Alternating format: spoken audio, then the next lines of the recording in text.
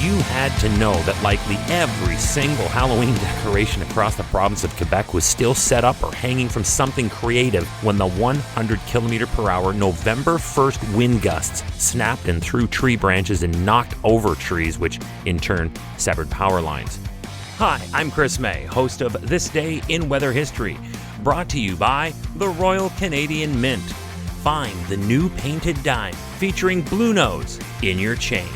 A powerful windstorm accompanied by a heavy rain event raged through southern Quebec the day after Halloween. This day in weather history.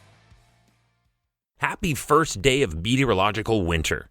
Now, I hope everyone is dealing well with their Halloween hangovers from tiny chocolate bars and airplane snack-sized chip bags, and I know that this year's pandemic version of Halloween was less than hallowed by most.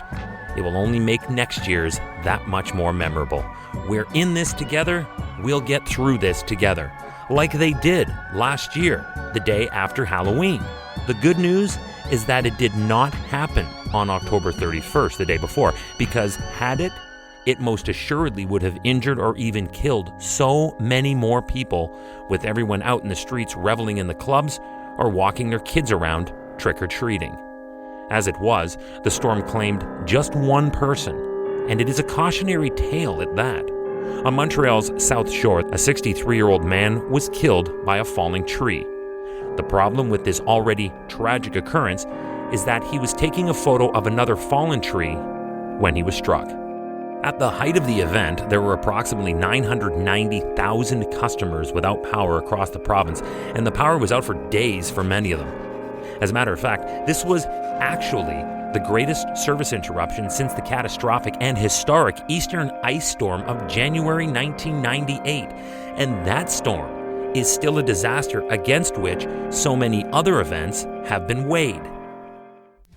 You're listening to This Day in Weather History, a podcast from the Weather Network in Canada, reminding you to check your change for the new painted dime featuring Blue Nose from the Royal Canadian Mint.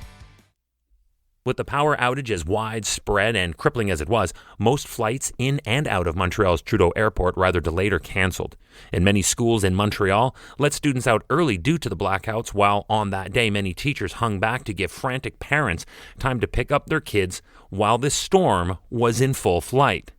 The wind was definitely the worst effect in the metro because the rain was rather insignificant. Montreal received only 53 millimeters over the two-day event. It was the eastern townships who saw anywhere from 80 to over 100 millimeters, and as a result, in Sherbrooke, 150 homes were evacuated in the downtown area as water levels rose quickly overnight between the 2 days.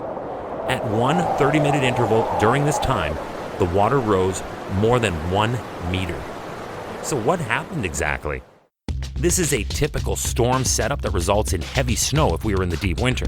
You get a lingering, very warm air mass coming up from the southern Gulf that phases or merges with a much colder, drier one sitting over central Canada. They provide for a dynamic pressure gradient, and that amps up the winds.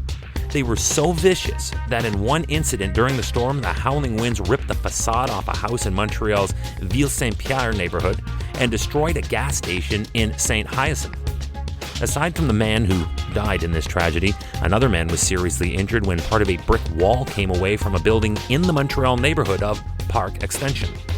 And in the rain, a small landslide near Beauceville, 90 kilometers southeast of Quebec City, closed the only highway that connects many towns in the region. And this all happened the day after Halloween, November 1st, 2019, this day in weather history. Tomorrow is November 2nd, and we are jumping back into the TDIWH time machine to the year 1743. You will love tomorrow's story because I bet you have never heard about or learned in history class about what happened to old Ben Frank the night of November 2nd, 1743. That story is tomorrow on This Day in Weather History with me, your host, Chris May, and brought to you by the Royal Canadian Mint. Find the new painted dime featuring Blue Nose in your change. See you tomorrow.